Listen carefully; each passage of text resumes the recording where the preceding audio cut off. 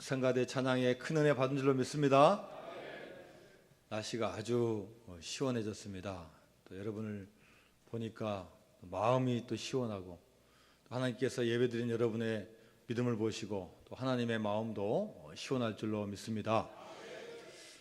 오늘 본문에는 디모데라는 사람이 나오고 디모데 가정 이야기가 나옵니다.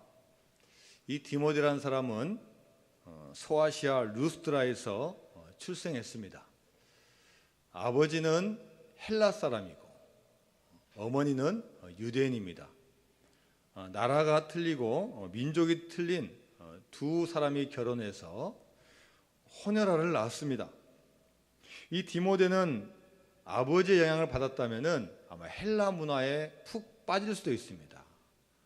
그리스 로마 신화에 나오는 그 신화들을 아마 섬기고 이럴 수도 있는데, 아마 아버지에 대한 언급이 없는 걸 보면은 아버지가 일찍 돌아가신 것 같습니다. 그래서 오히려 어머니의 영향을 강력하게 받았고 또 외할머니의 영향을 아주 크게 받았습니다.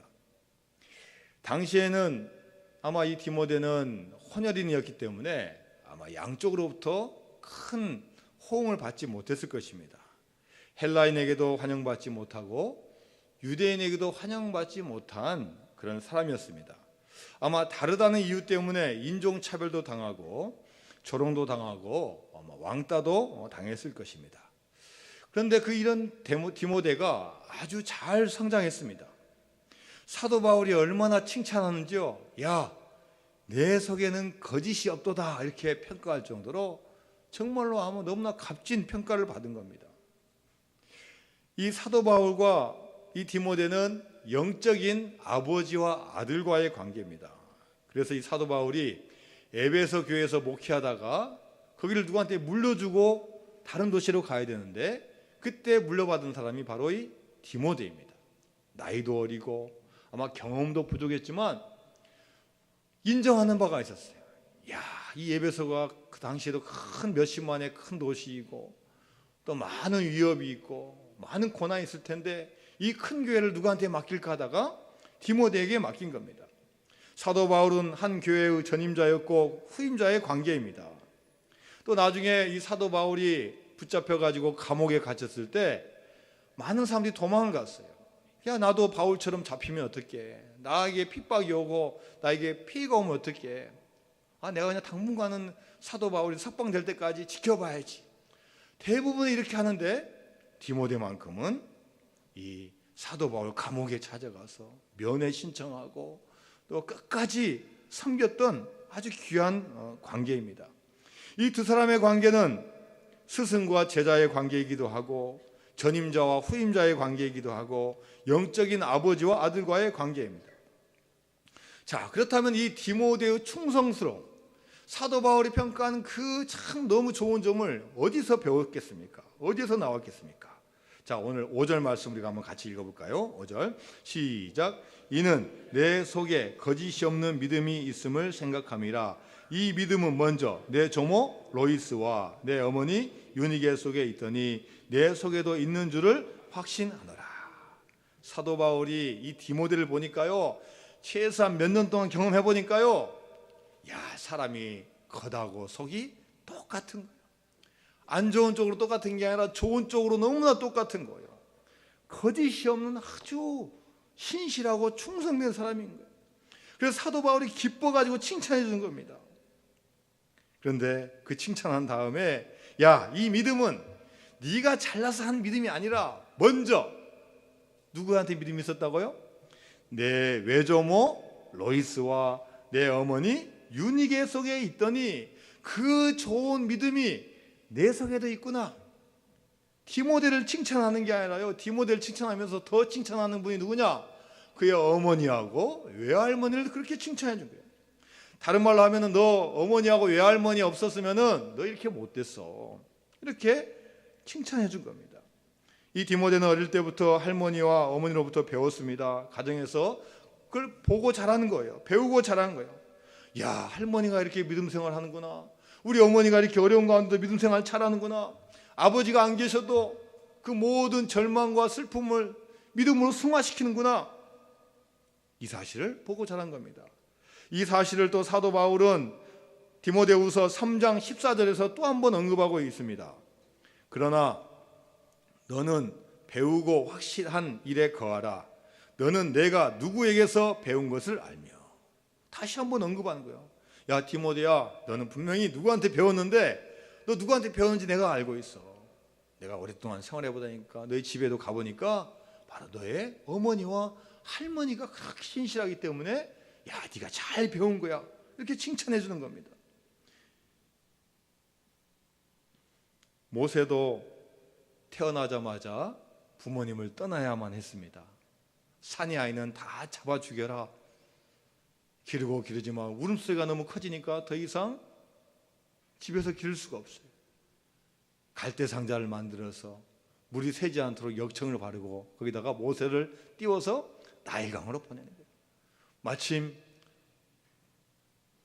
애굽 공주 목욕하고 있다가 떠내려오는 바구니를 발견하는데 아주 잘생긴 아이가 앙앙 울고 있는 거예요. 데려와 보니까 자기 민족이 아니라 히브리 민족의 아이인 거예요. 그렇지, 이렇게 나라가 이렇게 법을 정해서 죽이니까 누가 떠내려 보냈구나. 그러나 너무 불쌍하다 해가지고 키우는데 마침 유모가 지키고 있다가 제가 젖을 먹일 수 있습니다 나서 가지고 친엄마가 이 모세를 젖을 먹이면서 어린 시절 키우는 거예요. 1년, 2년, 3년 키우면서 거기에 믿음을 심어주고 민족의 정체성을 심어주고 하나님의 말씀을 심어주는 거예요. 나중에 애굽 왕궁에서 40년을 살았지만요, 30몇 년 애굽 교육을 받은 것보다도 엄마 품속에서 몇 년 받은 교육이 더 강렬하기 때문에 이 모세가 나중에 하나님의 일을 할 수 있는 겁니다. 어릴 때의 교육이 몇십 년의 교육을 이기는 겁니다. 여러분, 어머니의 역할이 얼마나 중요합니까? 가정의 분위기가 얼마나 중요합니까?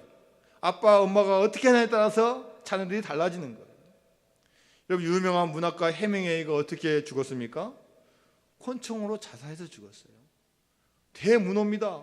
무기여 잘 있거라, 누구를 위하여 종은 올리나. 정말로 불의의 명작을 썼는데 가정 환경이 너무 어려운 거예요. 어머니가 늘 이 해밍웨이를 싫어하는 거예요. 자식 귀찮은 거예요. 기르는 거 싫어하는 거예요. 직접 안 돌보고 누구 돌보라고 하는 거예요. 집안일 하는 거 싫어해가지고 밖에 놔둡니다. 편집증적으로 욕심 지나쳐서 매일같이 아이들을 엄격하게 막 다그치기 하는 거예요. 학대하는 거예요.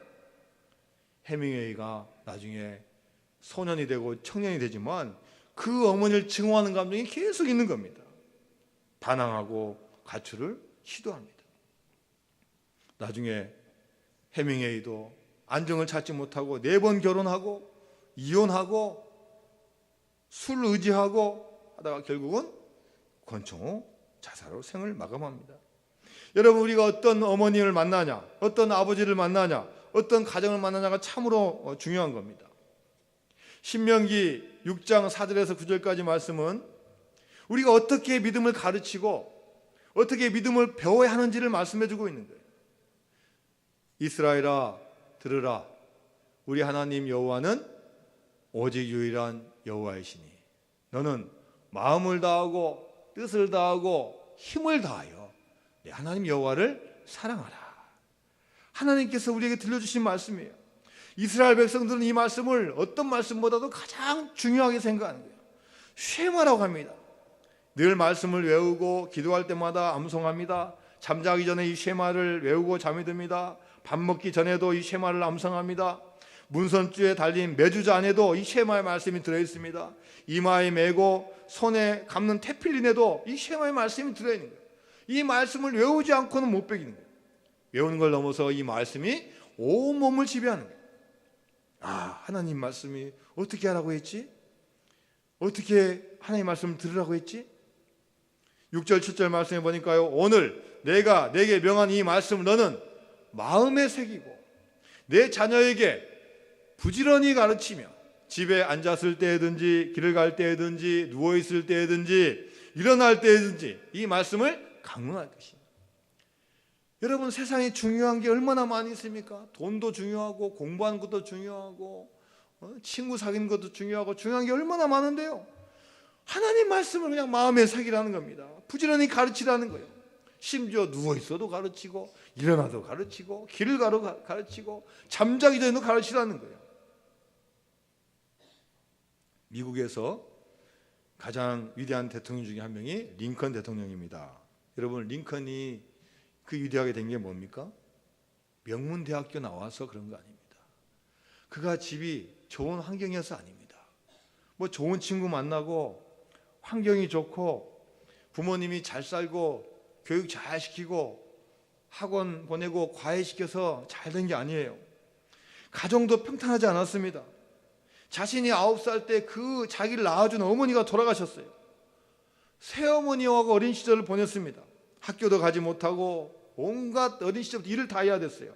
신발 만들고 신발 수선하고 목수, 농장 일꾼 전전했습니다. 요즘으로 하면은 흙수저예요. 아르바이트 인생이에요. 그런데 그가 대통령이 되어서 취임식장에 나와서 성경 하나를 가지고 나와서 이렇게 말하는 거예요. 여러분, 이 낡은 성경책은 어머니께서 저에게 물려주신 가장 값진 유산입니다. 저는 이 성경책으로 말미암아 대통령이 되어 여기 이 자리에 서게 되었습니다. 저는 이 성경 말씀대로 이 나라를 통치할 것을 약속드립니다. 링컨의 어머니 낸시 행크스가 이 링컨이 어릴 때부터 성경 이야기를 들려준 거예요. 성경으로 교육시켰습니다. 링컨이 9살 때 어머니가 죽음을 맞이했습니다. 어머니는 아들의 손을 잡고 이렇게 유언했습니다. 에이브야, 너는 정말로 착한 아이다. 나는 내가 15살 될 때까지 살고 싶은데 그러지 못하는구나. 그게 뜻대로 잘 되지 않는구나. 하나님이 하시는 이름으로 내가 없어도 아빠, 누나 말을 잘 듣도록 해라. 비록 지금보다 더 어려워질 수도 있고 더 가난해질 수도 있다. 그러나 하나님 믿고 열심히 땀을 흘리고 일을 해야 한다. 사람이란 부자가 되거나 높게 되는 것보다 마음을 바르게 가져야 한다. 그것이 사람으로서 가장 중요한 것이란다. 에이브야, 나는 집이 가난해서 너를 학교에 보내지 못한 게 너무나 미안하구나. 그래도 난 너에게 성경 이야기를 들려주었지. 너는 커서도 성경을 읽어야 된다. 에이브야, 나는 내가 부자가 되고 높은 사람이 되는 것보다 성경을 읽는 사람이 되기를 원한단다. 저 상자에 성경책이 있다. 그것을 너에게 주니 언제나 가지고 다녀라. 그리고 힘써서 그것을 읽도록 해라. 에이브야, 이 성경의 교훈대로 사는 것이 나의 마지막 부탁이다. 이제는 나는 안심하고 죽을 수 있겠구나. 에이브야, 어머니하고 약속하자. 성경을 사랑하는 사람이 된다고. 링컨은 어릴 때부터 성경을 열심히 읽었습니다. 링컨을 잘 아는 분의 말에 의하면요, 구약에는 시편을 거의 암송할 정도 되었다고 합니다. 링컨은 백악관이나 대통령보다 더 성경을 사랑하는 사람이었습니다. 언제나 하루를 시작할 때 성경을 읽고 기도하고 시작합니다. 어려울 때마다 성경을 붙잡고 기도했습니다.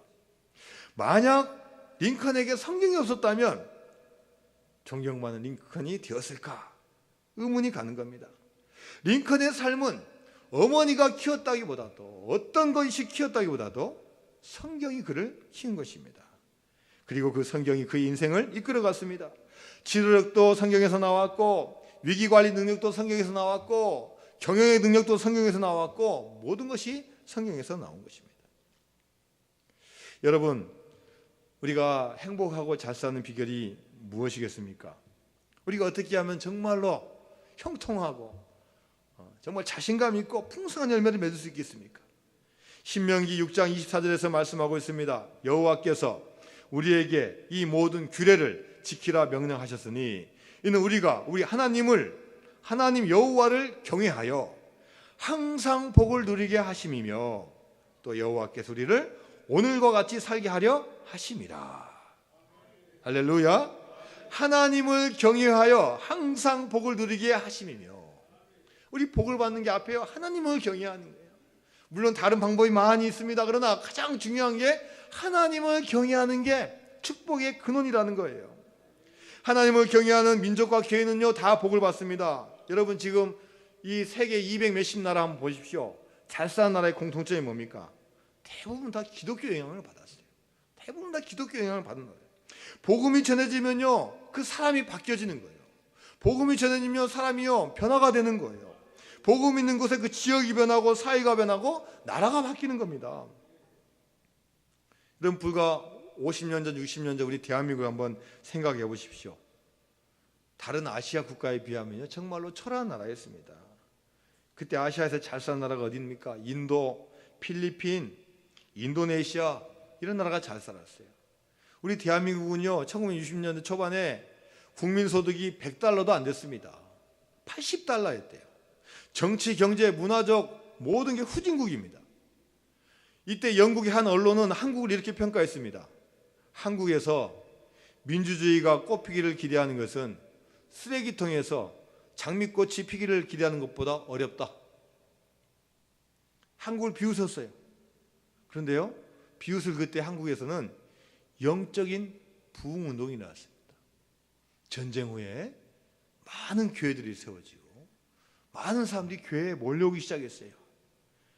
그것과 맞물려서 우리나라가 성장하기 시작했습니다. 20% 넘는 사람들이 교회 주일마다 출석했어요. 세월이 지나서 지금 우리나라가 얼마나 많은 발전이 이룬지 몰라요. 12년 전에 나온 책이 한 권 있는데요. 함영준 씨가 쓴 나의 심장은 코리아로 벅차오른다라는 책이 있습니다. 이 책에 보면요. 한국인으로 태어난 게 자랑스러운 10가지 이유를 써놨어요. 이분요. 첫 번째, 중국 옆에서 살아남은 유일한 나라이다. 두 번째, 일본을 우습게 아는 지구상의 유일한 나라이다. 세 번째, 세계 10대 경제 강국이다. 넷째, 산업화와 민주화를 동시에 이룬 나라이다. 다섯 번째, 세계를 리드하는 IT 강국이다. 여섯 번째, 세계 제일의 우수한 두뇌가 있는 나라이다. 일곱 번째, 교육열이 세계 최고의 나라이다. 여덟 번째, 정이 넘치는 나라이다. 아홉 번째, 헐리우드 영화가 지배하지 못한 나라이다. 열 번째, 축구와 야구에서 세계 4강을 성취한 유일한 나라이다. 여러분 놀라지도 않습니다. 뭐 당연하니까요. 당연하니까. 여러분 자랑스럽지 않습니까? 그런데 요즘 10년 전부터 보니까요 나라가 정말 어려운 것 같아요. 저는 뭐 제가 어떤 경제적으로 딱 종사해서 돈을 버는 게 아니기 때문에 제가 여러분을 다 알지 못하지만 신방하고 여러분 이야기를 들어보면요 10년 동안 뭐 사업이 잘 됐다 뭐가 성장했다 이런 분이 별로 없어요. 힘듭니다. 떨어집니다. 유지하면 잘하신 거예요. 특히 올해 들어와서는요 반토막 나왔대요. 반토막 20% 떨어지고 30% 떨어지고. 여러분 유지하거나 올라가신 분 대단하신 분이에요. 대단하신 분 자부심 가지세요. 이렇게 나라가 어려운 겁니다. 여러분 그 이유가 뭡니까? 제가 15년 전인지 10년 전인지 5년 전인지 모르겠습니다. 이렇게 어려운 이유가 뭐예요? 대통령 잘못 뽑아서 그럽니까 여러분? 아니면 국회의원들 잘못 뽑아서 그럽니까? 대기업이 잘못해서 그래요? 국민들이 농땡이 치고 일 안 해서 그렇습니까? 아니면 중국이 힘들게 해서 그럽니까? 아니면 트럼프가 힘들게 합니까? 아니면 김정은이가 힘들게 합니까? 여러분 이유가 뭐예요? 물론 학자들이 많은 분석을 하겠죠. 그러나 저는 책을 안 봐도 제가 생각하는 게 뭐냐? 영적으로 문제가 있어서 그러는 거예요. 여러분 별로 고개 끄덕이신 분이 별로 없지만 영적인 문제가 있기 때문에 문제가 있는 거예요. 여러분 우리가 정말로 주님을 잘 섬기고요 열심히 기도하면요 어떤 어려움도 이겨낼 수 있습니다. 아무리 역경이 와도요 그게 기회가 되는 거예요. 그런데요 이만하면 됐다. 에이 뭐 이 정도면 되지. 뭐 이제 더 헌신할 필요 있어? 더 충성할 필요 없어? 에이 마음에 안 맞으면 딴 데 가면 되지. 뭐 안 가면 되지. 뭐 안 들으면 되지. 뭐 나 혼자 살면 되지. 뭐하러 결혼해? 여러분, 이제 다 자기 혼자 해결하는 거예요. 뭔가 도전하고 뭔가 기도하고 뭔가를 추진하는 게 아니라 그냥 회피하는 거예요. 회피하는 거예요. 대한민국이요, 다시 일어서려면요, 대통령 아무리 검증하고 뽑아도 되는 게 아닙니다. 우리가 영적으로 깨어 있어야 될 줄로 믿습니다. 더 기도해야 됩니다. 더 겸손하게 주님 앞에 나와야 됩니다. 영적으로 부흥하면요, 그 나라가 잘 되게 돼 있는 거예요. 아무리 잘 나가도 영적으로 죽으면요, 그 나라 서서히 다 멸망합니다. 진정한 성공은 여러분 어디에 있겠습니까? 진정으로 바르게 사는 길은 어디에 있겠습니까? 그러니까 말씀을 듣고 말씀을 순종하는 데 있는 것입니다. 말씀에 순종하는 것이 바른 길이고 말씀에 순종하는 것이 성공하는 길에 있는 거예요. 신명기서 6장 25절 말씀입니다. 우리가 그 명령하신 대로 이 모든 명령을 우리 하나님 여호와 앞에서 삼가 지키면 그것이 우리의 의로움이니라 할지니라. 여러분, 하나님한테 우리가 의롭다 받는 평가는요, 말씀을 잘 지키는 거예요. 하나님께 인정받으면요, 여러분 안 되는 게 없습니다. 여러분 말씀에 순종해 보십시오. 사업 잘 되는 거예요. 말씀에 진짜 순종하면요, 자녀 문제요 해결되는 거예요. 그런데 우리가 그것을 잘하지 못하니까 우리 마음대로 안 되는 겁니다. 말씀에 순종하는 사람이 되어야 성공할 줄로 믿습니다. 신명기 28장 1절 말씀 여러분 보십시오. 내가 내 하나님 여호와의 말씀을 삼가 듣고 내가 오늘 내게 명령하는 그의 모든 명령을 지켜 행하면 내 하나님 여호와께서 너를 세계 모든 민족 위에 뛰어나게 하실 것이니라. 할렐루야. 하나님의 말씀을 잘 들으면요, 몇몇 사람을 제치는 게 아니에요. 세계 모든 민족의 가장 뛰어난 사람으로 삼아주신다는 겁니다. 여러분, 우리 자식들 잘 되게 하려면 여러분 어떻게 해야 됩니까? 여러분, 우리 자식들 잘 되게 하려면 어떻게 해야 돼요? 자식이, 어린 자식도 있고 학생도 있고 대학생도 있고 청년도 있고 이제 다 커가지고 이제 결혼하면 자식도 있어요. 이제 말 안 듣는 자식도 있어요. 여러분, 어떻게 우리 자식을 키워야 됩니까? 창의력 키운다고 창의적으로 뭐 이렇게 한다고 되는 게 아닙니다. 어릴 땐 자유롭게 놀게 만들고 때가 되면 공부하겠지, 결심해서 한다고 되는 게 아니에요. 학원 보내고 과외시키고 투자한다고 되는 게 아니에요. 철저하게요, 여러분 믿음으로 양육하고 말씀 교육시키면요, 아이들이 다 잘 되는 줄로 믿습니다. 여러분, 유대인들은요 0.2% 인구 가지고 노벨상을 20% 이상을 받은 민족입니다. 그 사람들 자세히 보면요, 다른 교육 시키지 않아요. 순종하는 교육 시키는 거예요. 순종하는 교육. 야, 부모 말 잘 들어라. 야, 성경 말씀 잘 외워라. 쉐마 오늘 외웠냐? 한번 해봐라. 다른 거 하지 않습니다. 잘 순종하고 어릴 때부터 율법, 부모 말씀에 잘 순종하는 거예요. 그러면은 그 단계에다 때가 되면은 창의력이 튀어나오는 거고 올바른 길 가는 거고 방황하지 않는 겁니다. 아무리 세상적인 지식과 지혜를 다 가르쳐 줘도요, 한 번에 다 실수하는 겁니다. 우리가 지난주에 특별 세부 집회를 했는데 우리가 에스라서 7장을 가지고 있습니다. 여러분, 이 에스라는 제사장 가문에서 태어났습니다. 신국대 조상이 대제사장 아론이에요. 그래서 가문 대대로 좋은 믿음을 이어받았어요. 혈통이 좋습니다. 그리고 그 가문에 있는 좋은 것을 잘 물려받았어요. 신앙적인 모범을 가진 가문의 후예로서 하나님의 일을 한 자격을 가졌습니다. 여러분, 우리가 성도가 어떻게 해야지 우리가 이 세상에서 형통하고 잘 살 수 있겠습니까? 신앙의 가문을 가져야 된다는 거예요. 신앙을 잘 보존하고 계승하면 된다는 겁니다. 세상에서의 최고가 우리의 목적이 되어서는 안 되는 겁니다. 세상에서 최고의 목적을 이루는 것이 아니라 하나님 안에서의 최고의 목적을 둘 때 진정한 평안과 축복이 임할 줄로 믿습니다.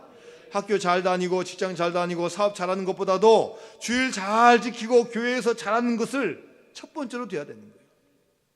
우리 자녀에게 바란 최고의 바람이 뭡니까? 야, 너 성공만 해라. 너 크면 나 아파트 사줘라. 너 외제차 사줘라. 너 아이가 좋은 거 해줘라. 이걸 바라지 마시고 하나님 잘 믿는데 우리가 마음을 두면요, 자녀들이 저절로 잘 될 줄로 믿습니다. 자녀가 어디에 있든지 여러분 교회 나가게 해야 됩니다. 품 안에 있든지 서울에 살든지 외국에 살아도요, 교회 나가는 거 항상 권고해야 돼요. 권면해야 돼요. 품 안에 자식이지 어떻게 합니까 목사님? 목사님 현실도 모르고 괜히 그래가지고 관계 안 좋으면요 너 얼굴 못 보고 살지도 몰라요. 이렇게 말씀하신 분이 있어요. 충분히 이해됩니다. 저도 우리 자녀 몇 년 전에 한번 하다가 싸움 나더라고요. 싸움 나더라고요. 아빠의 뜻을 잘 안 따지더라고요. 그래도요 꾸준히 기도하고 하니까요 지금 얼마나 좋아진지 몰라요. 지금 제가 보기엔 90점 만점에 90점이에요. 얼마나 감사한지 몰라요. 이 못난 아버지 말도 잘 들어주고 얼마나 좋은지 모르는 거예요. 여러분 꾸준히 하면요 자녀가 돌아오는 거예요. 메시지 보내서 너 이번 주 교회 갔니? 너 혹시 바쁘면은 가까운 데 교회 가서 너 축도 시간에 들어가서라도 축도라도 받아. 정인 되면 1초 만에 딱 발 찍고 와. 이걸 가르쳐야 돼. 아이고 너 외국 출장 가는데 너 뭐 그래 당연히 교회 갈 수 없지. 포기하는 거예요. 포기하는 거예요. 자녀가 어디 있든지 교회 출석 가도록 해야 됩니다. 어떤 분은 말해요. 요즘에 교회 갈 데가 없어요. 어떤 교회는 목사님이 어때서 안 가고, 어떤 교회는 주차장이 별로 마음에 안 들어서 안 가고, 어떤 교회는 찬양대가 마음에 안 들어서 안 가고, 어떤 교회는 뭐 사도신경이 뭐 틀리고. 여러분 목사님의 설교가 마음에 들든 들지 않든 말씀 듣고 예배 드리게 해야 될 줄로 믿습니다. 설교가 좋으면 교회 가고 좋지 않으면 교회 가지 마라. 절대 그런 말 하시면 안 돼요. 설교가 좋지 않아도 교회 나오니까 여러분 이렇게 우리 많은 분이 예배 드리지 않겠습니까? 설교 보면 안 돼요. 하나님 만나러 오고 목사님은 그 예배 시간에 말씀을 전한 그 도구일 뿐이지 절대 설교 듣고 교회 나오면 안 돼요. 설교하다가 여러분 자기 마음하고 틀린 말 하면 여러분 그 다음 주 교회 안 나오실 겁니까? 목사님은 정치적으로 너무 진보적이야? 너무나 보수적이야? 왜 그런 말씀 하시지 않으면 여러분 교회 나올 사람 누가 있겠습니까? 주차시설, 주변 환경 좋으면 가고 그렇지 않으면 안 가는 거예요. 어느 교회든지 가서 예배 드려야 돼요. 주일날. 이단 빼놓고는요 상가교회도 가고 천막교회도 가고 가정교회도 심지어 가고 대형교회도 가고 적은 교회도 가고 주일날 예배 드려야 된다는 겁니다. 우리나라 최초의 선교사님은 아펜셀러와 언더우드 선교사님입니다. 이 두 분은 1885년에 인천항에 동시에 들어오셨어요. 한 분은 감리교 선교사로 한 분은 장로교 선교사님은 들어오셨어요. 그런데 이 두 분의 선교가 달랐습니다. 우리 아펜셀러 선교사님은 17년 동안 조선 땅을 위해서 열심히 선교를 하셨는데 1902년 목포에서 열리는 성경 번역자 회의에 참석하려고 배를 타고 가다가 군산 앞바다에서 배가 충돌했어요. 그래가지고 익사하셨어요. 17년 동안 선교를 하시고 천국에 가셨습니다. 자, 이에 반면에 언더우드 선교사님은 한국에서 오랫동안 선교하셨습니다. 자, 우리 그 언더우드 가문 선교한 영상을 한번 우리가 잠깐 보도록 하겠습니다.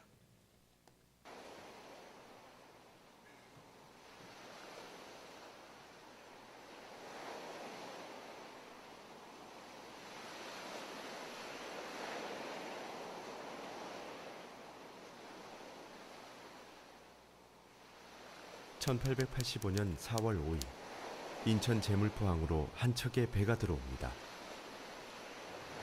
그 배에는 불모의 땅 조선을 위해 평생토록 헌신하고 죽어서까지도 조선을 사랑한 이방인이 타고 있었습니다. 그는 바로 한국 최초의 기독교 복음 선교사 언더우드였습니다.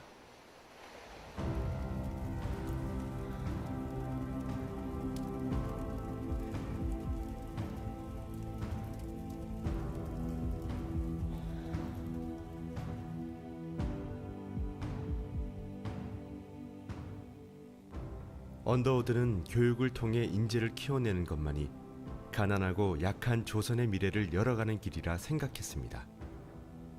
언더우드는 알렌의 청원으로 세워진 한국 최초의 근대식 병원인 제중원에서 학생들에게 영어를 가르치기 시작하였고, 이듬해 제중원 의학교가 시작되자 물리와 화학을 가르쳤습니다. 또한 서울 거리에 버려진 고아와 사생아를 모아 고아학당을 시작하였습니다.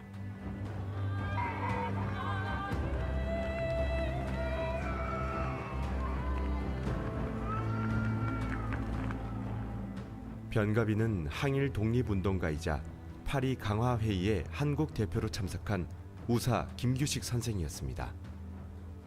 또 한 명의 항일 독립운동가 도산 안창호 선생 또한 이 고아학당, 곧 언더우드 학당 출신이었습니다. 교육을 통해 인재를 키워 조선의 미래를 열어야 한다는 언더우드의 의지가 실현된 것입니다. 하지만 조선에서 이방인으로 산다는 것은 쉬운 일이 아니었습니다. 이방인이라는 이유만으로 온갖 소문과 멸시에 시달려야 했기 때문입니다.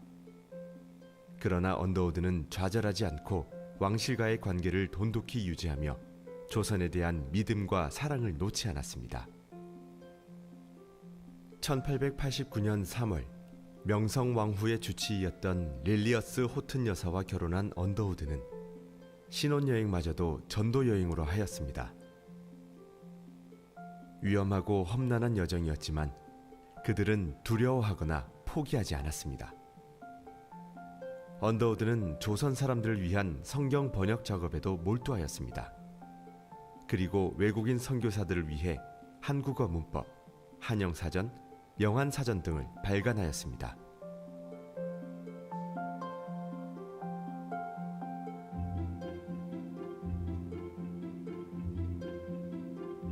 언더우드는 기독교 잡지와 신문 등 많은 문서들을 발간하는 데도 심혈을 기울였습니다.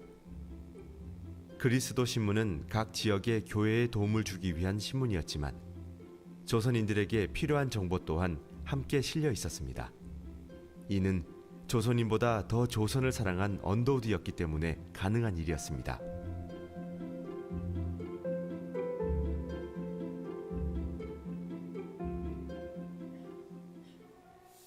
언더우드는 선교를 위해 그 누구보다 열심히 활동하였습니다. 아픈 몸을 돌아볼 새 없이 전국 곳곳을 다니며 세례를 주고 교회 설립을 위한 조언을 아끼지 않았습니다. 이러한 노력으로 언더우드 정동 자택에서 시작된 한국 최초의 조직교회인 세문안교회를 비롯해 전국 각지에 총 21개의 교회를 설립하기에 이릅니다. 이러한 언더우드의 노력으로 한국은 아시아에서 굳건하게 기독교가 자리 잡은 선교지가 되었습니다.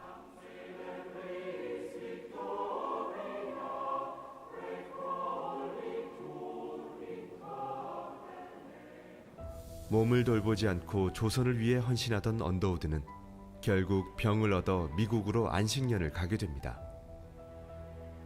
이때도 언더우드는 한국을 위한 모금 활동에 나섭니다. 이렇게 모금된 거금 17만 달러는 조선을 위해 쓰였습니다. 병조차도 언더우드의 지극한 조선 사랑을 막을 수 없었던 것입니다. 안식년을 마치고 돌아온 언더우드는 대학 설립에 박차를 가합니다.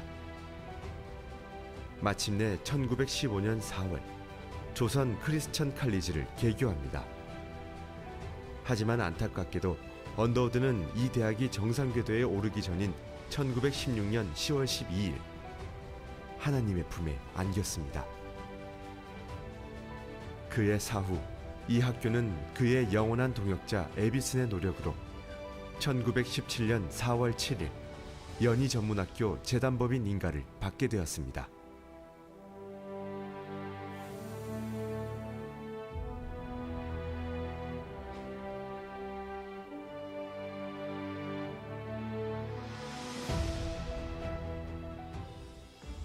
언더우드의 유해는 그가 사랑하던 한국 땅에 바로 돌아오지 못합니다.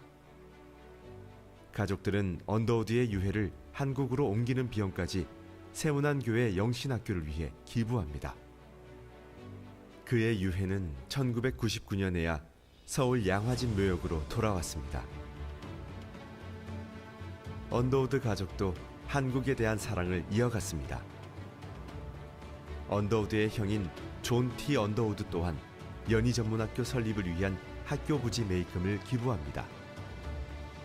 언더우드 가족 또한 언더우드만큼 한국을 사랑하고 한국 교육이 발전하기를 바랬던 것입니다. 그리고 그의 지극한 한국 사랑은 후손들을 통해 지금까지 이어져 내려오고 있습니다. 이세 원한경 박사는 3.1운동 당시 제암리 학살 사건 등 일본의 만행을 세계에 폭로하면서 조선의 독립운동을 도왔습니다. 결국 1941년 일제의 탄압에 의해 교장 자리에서 물러나게 됩니다. 3세 원이란 원득한 원제하는 자진해서 한국전쟁에 참전합니다. 특히 훗날 한국에서 일생을 보낸 원이란 박사는 한국전쟁 당시 미국 해군 대위로, 정전협정 당시에는 UN 수석 통역장교로 활동합니다.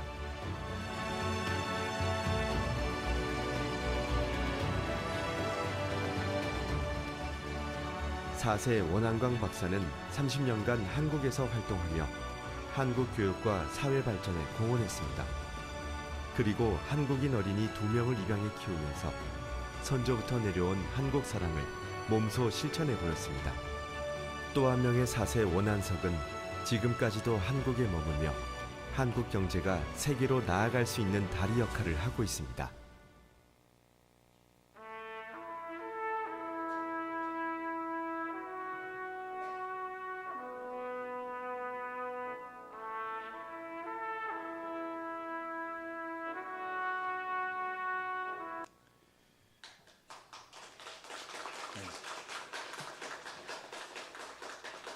언더우드 선교사님이 이 땅에 왔을 때는 학교도 없고 의원도 없고 멸시와 천대만 있었지만 이렇게 4대까지 오면서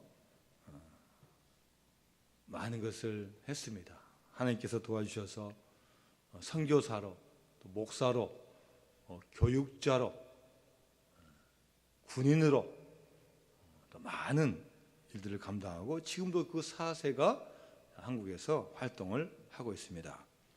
이제 한국교회도 100년을 넘어서 우리 믿는 분들 보면 3대, 4대, 5대 또 어떤 가정 6대까지 전통을 가진 가정들이 많이 있습니다. 제가 명성교에서 만났던 목사님 한 분은 2012년도에 목사 안수를 받았는데 그분은 자신이 5대째 목사입니다. 1대 박태로 목사님이 1912년에 목사 안수 받고 중국 선교사로 헌신했습니다. 2대 박경구 목사님은 일제시대 때 신사 참배하는 거 거부한다고 교회에서 쫓겨났습니다. 다른 데 부임했지만 계속 방해받고 6.25 때는 공산당에게 연행당해서 고문 끝에 순교합니다. 3대 박창환 목사님은 인도네시아에서 선교사 3년 지내시다가 한국에 돌아오셔서 장신대 교수로 총장님을 지내시고 지금도 살아계십니다. 4대 박호진 목사님은 명성교회에서 부목사님 하시다가 지금 총회 순교자 기념재단에서 사역하고 계십니다.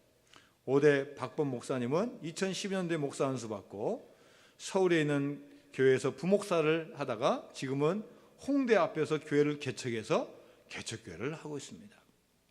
그래서 이분이 목사 안수 받을 때 고백하는 겁니다. 하나님의 은혜입니다. 좋은 믿음의 가문을 만나서 제가 이렇게 결심할 수 있었고 또 교회에서 또 많은 영적인 도전을 받아서 목사가 될 수 있었습니다. 이렇게 고백했습니다. 여러분, 우리가 믿음을 지키는 것도 못지않게 정말로 믿는 게 얼마나 힘든지 모릅니다. 우리는 복받기를 원하면서 계승이 잘 안 되는 거예요. 나만 잘 믿기도 쉽지 않은 현실 때문에 우리가 계승이 잘 안 되는 겁니다. 여러분, 우리가 부모된 자로서 신앙의 본을 보이고 또 우리가 유혹에 쉽게 넘어가서는 안 되는 겁니다. 때는 힘들고 어려워도 우리가 하나님 믿고 간절히 나아가면요, 하나님께서는 2대, 3대가 되면요 더 풍성하고 큰 축복을 주실 줄로 믿습니다. 출애굽기 20장 6절 말씀에 나를 사랑하고 내 계명을 지키는 자에게는 1000대까지 은혜를 베푸시느니라. 여러분, 무엇보다도 우리는 주님께서 택해 주신 사람입니다. 여러분, 우리 개들도 보면요, 아주 개들도 가문이 있어요. 가문. 그렇지 않습니까? 개문도 그냥 똥개라고 우습게 보면 안 돼요. 특히 여러분 집에서 키우는 개도요, 다 요즘은 족보가 있는 거예요. 야, 제가 개 요즘 얼마입니까 했더니요, 뭐 몇십만 원짜리도 없더라고요. 100 몇십만 원, 200 몇십만 원. 가문 있는 건요 2천만 원, 몇 천만 원짜리예요. 여러분, 우리는 어떤 혈통을 가지고 있습니까? 요한복음 1장 12절 13절에 보면요, 영접하는 자, 곧 그 이름을 믿는 자들에게는 하나님의 자녀가 되는 권세를 주셨으니 이는 혈통으로나 육정으로나 사람의 뜻으로 나지 아니하고 오직 하나님께로부터 난 자들이냐. 할렐루야. 여러분, 우리가 주님 믿고 주님 앞에 나오면요, 우리는 세상의 혈통이 아닌 하나님 예수 그리스도의 혈통으로 말미암아 천대만대 복받는 귀한 분들이 될 줄로 믿습니다.